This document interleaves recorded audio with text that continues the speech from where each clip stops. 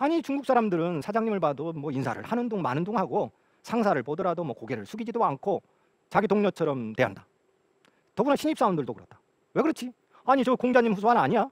저 사람들은 왜 이렇게 예를 몰라? 이렇게 생각하는 사람들이 많습니다. 그리고 어떤 경우에는 불편해하기도 합니다. 뭐 차 문도 열어주지 않고 그런 사례들이 이제 굉장히 많이 나오는 거죠. 왜 그럴까요? 사실 우리가 중국을 유교 국가라고 생각하지만 지금 중국에는 유교적인 애절과 문화가 일상생활에서는 거의 찾아보지 못할 정도로 많이 없어졌어요. 사실 우리는 아직도 유교적인 전통이 굉장히 많이 남아 있습니다. 그런데 중국과 우리가 똑같은 유교 국가지만 안을 이렇게 잘 들여다보면 유교 원리가 달랐어요. 우리는 유교 중에서도 조선시대부터 주작을 받아들입니다. 그리고 조선시대의 건국 이념이 주작이었기 때문에 온 나라를 주작의 나라로 만듭니다. 그래서 사실 일반 사람들은 주작 필요 없잖아요. 과거 볼 일도 아니고 주작이 무슨 필요가 있겠어요.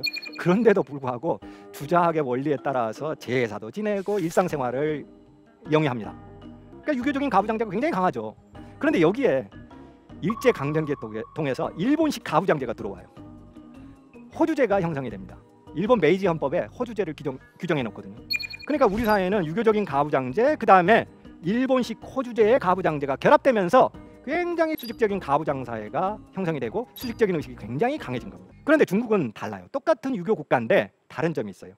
중국 역시 주작의 영향이 있어요. 그런데 이거는 과거를 보는 사람들, 상층분, 공부하는 선비들, 이 사람들만 주작을 믿었지 밑에 사람들은 상관없었어요. 그러면 일반 백성들, 중국의 일반 백성들은 어떻게 생활했냐?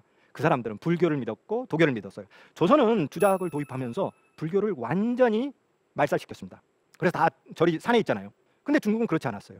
그러니까 주작이 선비들, 그야말로 관직에 진출하려는 사람들의 고식 공부로서만 중국에서는 작동했는데 우리나라는 주작이 일상에까지 퍼져 있었던 거죠. 그리고 중국은 주작만이 아니라 양명학도 도입합니다. 우리는 양명학이 전혀 없었어요.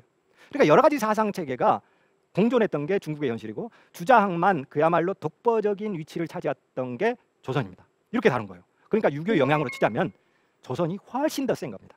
더군다나 중국은 근대 이후부터 유교를 철저하게 타도합니다. 우리가 공자님 말씀 때문에 유교 때문에 제국주의에게 이렇게 당했다. 유교를 버려야 중국이 산다. 공자님 말씀 이제는 버리자. 그러면서 공자를 타도하고 유교를 비판하는 운동이 근대 초기부터 시작을 해서 마오쩌둥 시기까지 지속됩니다. 어마어마한 시간 동안에 공자 비판 운동을 한 거죠. 그러니까 이제 우리가 보기에는 중국은 수직적인 서열 문화가 없고 중국은 유교 국가가 아닌 것처럼 보일 수 있습니다. 그러니까 우리가 유교라는 기준으로 중국을 보게 되면 중국의 모든 것이 잘 보이지 않는, 우리하고 다른 부분을 보지 못하는 우를 범할 수 있는 겁니다.